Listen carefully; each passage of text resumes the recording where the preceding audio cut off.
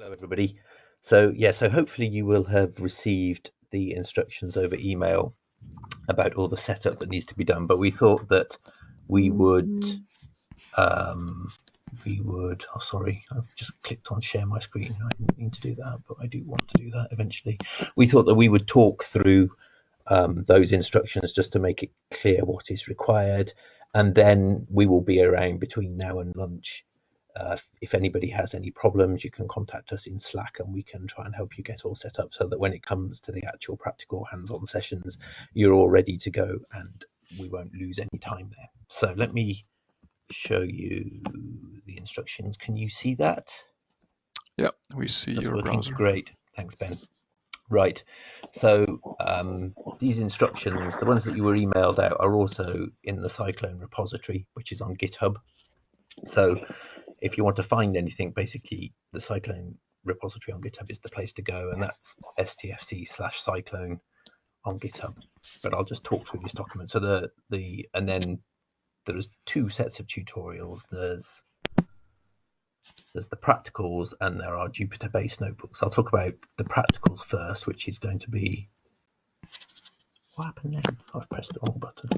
There we are. I'll talk about the practicals first, which is going to be the bulk of it. So to take part in these practicals, you're going to need a Linux environment. So macOS will be all right, or ideally native Linux. But if you're running Windows, then you're going to have to do some work. So you will either need to use the Windows subsystem for Linux, which works quite well these days, or you can install a virtual machine using VirtualBox or VMware. And this document gives you some pointers. So there's a pointer to the official Microsoft documentation if you're going to use the subsystem, and then there's instructions for VirtualBox and VMware as well. Once you've got a working Linux installation and can open a command line, you're going to need Python because PSyclone is written in Python. A lot of our examples all use Python, so Python is pretty fundamental. So we recommend using pip, so you need to install the Python, I forget what I stands for, basically the Python package manager pip. So you install pip. We recommend using a virtual environment so that if you're using Python for other things on your machine, you can isolate the stuff you're doing for this tutorial in a single virtual environment. So there are some instructions there for setting up virtual env wrapper, for instance, which is fairly straightforward to do. And once you've done that, you can then switch into your virtual environment using work on, and you can leave it by doing deactivate. So for instance, we assume that you've got a virtual environment called tutorial. So we switch into, once you've got it all set up, you switch into it with work on tutorial, and then any subsequent pip commands that you do will install stuff into that virtual environment. So that will leave the rest of your machine untouched. That's quite nice. For some of the Elfric examples that Eva's going to be working through, you need NumPy and Matplotlib installed so that you can plot some pictures of the results. And for the Jupyter part of the tutorial, you will need to install Jupyter as well. So pip install Jupyter. That's not mentioned in this README, but it is mentioned in another document I shall show you in a minute. And finally, something that is nice but not essential is to install the term color package. And if you do that, then the all of the SciIR output by PSyclone will be color highlighted, which makes life easier and nicer. So that's the Python side of things. Obviously, PSyclone lives in GitHub, so you will need Git in order to get it. Actually, that's not strictly true. You could download a tarball, but Git is the easier way to go. So, I mean, by default, Ubuntu has it installed, but you might need to install it. For some of the tutorials, we will be expecting you to compile the Fortran that PSyclone generates. And obviously, you need a Fortran compiler to do that. These days, gfortran is pretty ubiquitous. You can install it with a one-liner there on Ubuntu, similar things on other Linux distributions. If you're feeling more adventurous, or you actually have a machine with a GPU on it, you might want to install the NVIDIA HPC SDK. So essentially that's a bundle that now includes what was the PGI compiler. So it's sort of the best compiler for compiling open act code. But as I say, that's optional. gfortran is fine.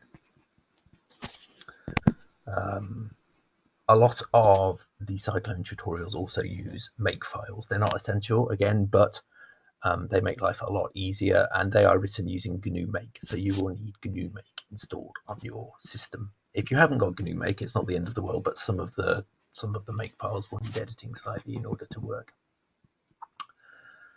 The Elfric examples, because they actually do reading and writing of data, and they're also demonstrating other Cyclone functionality that uses netcdf, you will need the netcdf development libraries on your machine. So again, on Ubuntu, you can, and if you're using G4tran, which I'd recommend, then you can simply install the development packages out of the package manager like so. It's very easy. If you're not using Ubuntu, then it's also fairly easy, but that's sort of up to you. There are instructions linked to here that might help you. Finally, once you've done all of that, obviously you need to check that it's all working. So there are some steps outlined here that will at least give you some confidence that things are working. So obviously you need to be in your virtual environment. If you're using a virtual environment, you will need to check out the Cyclone code. So the command for that is here. It's git clone -- recursive, and then the address of the Cyclone repository. It's worth pointing out that we've been doing a lot of work over the weekend on it, and therefore if you did this step last week, you will need to update your Cyclone repository and then reinstall it. So you'd need to do a git pull, and then you would need to pip uninstall it and pip install it again. But we can help you with that on Slack if that's an issue for you. Once you've cloned the repository using Git, if you go inside it, you can then simply install that package by doing pip install dot. And if you want to install the additional optional SciData packages that SciData requires, then you add that option with the square brackets after the dot, and that will install everything that's needed for the tutorials. Once you've done that, if you have a Fortran compiler installed and you have Cyclone installed, you should be able to run one of the examples that comes with Cyclone. So if you go into the examples directory, for instance, there are many examples, but I've arbitrarily chosen an Elfric one. If you go into that directory and just check that make produces some generated Fortran. And if it does, you're all good. If it doesn't, then contact us on Slack and we will help you out. Oh yes, I missed a step here. There's a step down here that also checks that you have Fortran and netcdf working. You can use this full example, netcdf example that's mentioned down here. So that's all the stuff that you need for the majority of the Cyclone tutorials. As I said, there are a couple that are based on using Jupyter instead. And although it's possible to use those in the cloud, for safety's sake, we've opted to make them work on your local machine. So to run a Jupyter-based thing on your local machine, obviously you're going to need Jupyter. So pip install Jupyter will do that for you. And then once you've got Jupyter installed, then if you're running in a native Linux environment with a web browser available, then you can just launch the whole thing using Jupyter-Notebook like so, and it will pop open a window in your web browser and you will be off. If, on the other hand, you're using the Windows subsystem for Linux and you don't have a web browser installed under that Linux installation, then it's not the end of the world. You can use the -- no browser option to Jupyter Notebook. And as I've shown here, it outputs a whole bunch of stuff and says and gives you a URL you can open on your local machine. So then in your Windows web browser, you can simply cut and paste that URL into your web browser and you're up and running. If both of those cause you problems, then it is possible to launch it in the cloud, and we can give you assistance with that on Slack if you need it. And that is everything we need to talk about for Cyclone. So I would encourage you now, if you're planning to take part in the Cyclone tutorials, to make sure that you've been able to follow those steps in the requirements document and that everything is working for you. And if it isn't, then contact us on Slack. The link to Slack has been posted in the chat of this GoToMeeting, and tell us what problem you're having and we will attempt to get it all sorted for you. Thank you. All right, perfect. So yeah, I just want to quickly go through our requirements to do our exercises, which would be, just to make this very clear, the dusk and dawn exercises starting Wednesday afternoon. And we went for a Docker and browser-based solution in the cloud primarily. So technically all you need is a web browser. but still there are just a few points which I would like to make clear beforehand, before you try out whether this stuff is actually working for you or not. And before we go into these details, I would like to acknowledge the people over at BinderHub and associated organizations. Yeah, we are very pleased with their product, and we were also very surprised that like this is free. Like we are not paying any money to BinderHub, and I think they provide a very great solution for Docker and Jupyter notebooks. Anyways, so the basic usage in Binder is that you will visit a link, and when you visit this link, a virtual machine is fired up, and yeah, you get, it's like not extremely powerful, but more than enough to solve the exercises. There are a few points to consider which I would now like to demonstrate live. So this would be the link which you can click. And what you see then is a window like this which loads, and you can click this small show thing to see what's happening behind the scenes. Now this thing may take quite a while. It may take up to 10 minutes. And sometimes this hangs, but only very rarely. So I would please ask you to just be patient while seeing this screen. Again, it might take 10 minutes, rarely, actually probably like around 10 minutes, but it should be faster. But yeah, still be patient here, and definitely do not open like 5 tabs, because one of them is loading too slowly for you.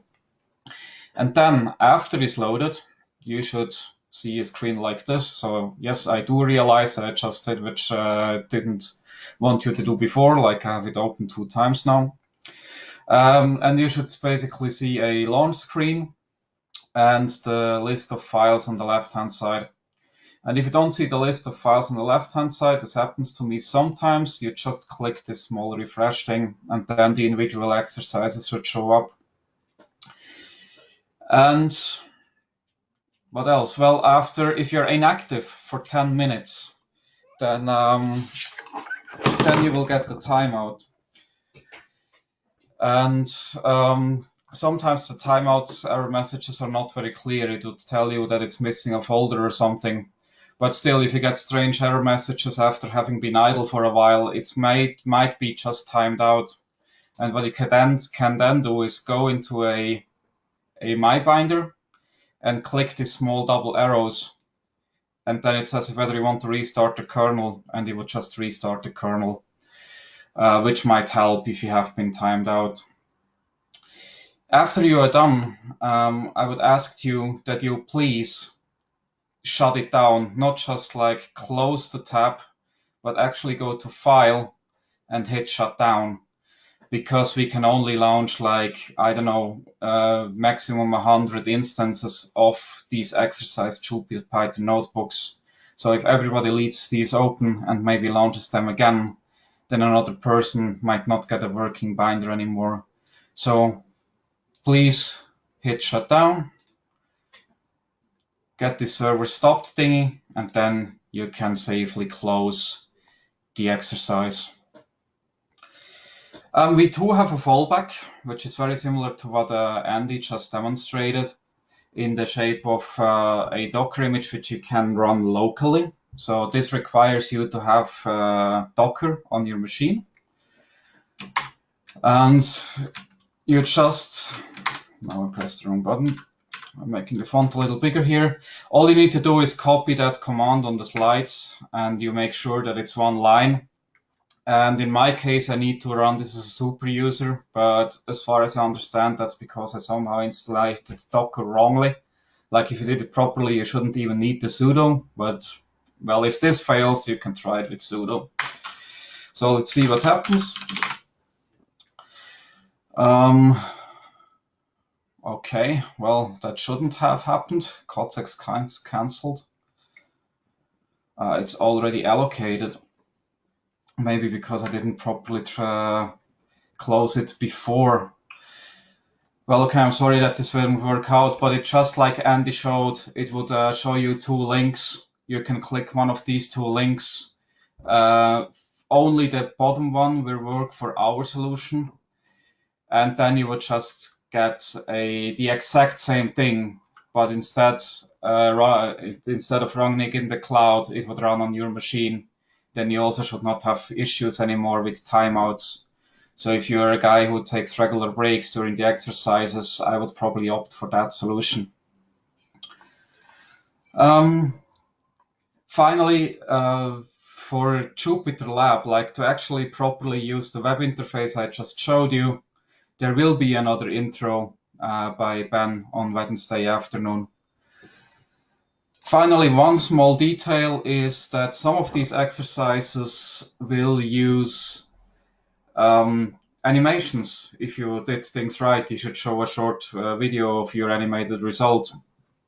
And in case you want to make sure that you can see them, there is a test page for this, which is hosted externally. It's not from us, but you would just visit that link and see if your browser can display this wave in the middle of the page. And if your browser can do that, then you should definitely be able to also see the solution animations from our exercises.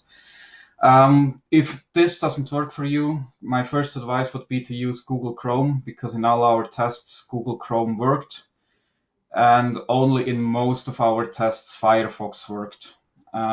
If you definitely want to use Firefox, then you would need to make sure that on a Ubuntu system, the non-free codecs are installed on your machine. Then it would work as well under Firefox.